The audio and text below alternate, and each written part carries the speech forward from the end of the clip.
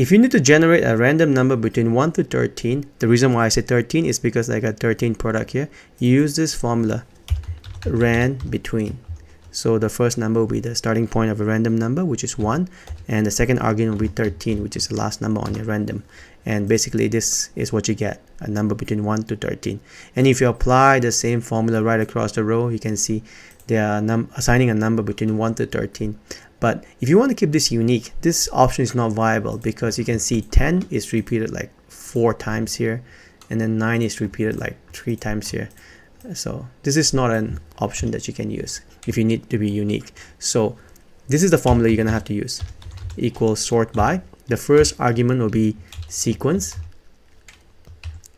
and inside the argument will be 13. What sequence does is that it basically generates a number between 1 to 13, and then the second argument will be random array, this guy here, and then we're gonna assign the argument as 13. So basically random array, what it does is that it generates 13 numbers, and all the numbers on each of these elements will be 0 to 1, and hit enter. You can see all these numbers are unique, but they are between 1 to 13. Let's dissect a bit and see what each of these function does. So sequence 13, I'm going to copy in the clipboard here and basically put it here.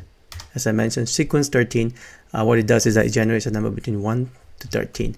And the second argument, which is ran array 13, this basically generates a number between 1 to, I'm sorry, let me erase this guy. What this does is basically generates a number between 0 to 1, but there are 13 of them.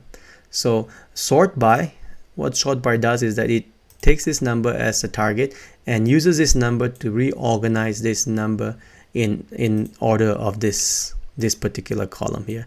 So the very first number would be 12 here, because that's the lowest number on the list here, if I see this correctly.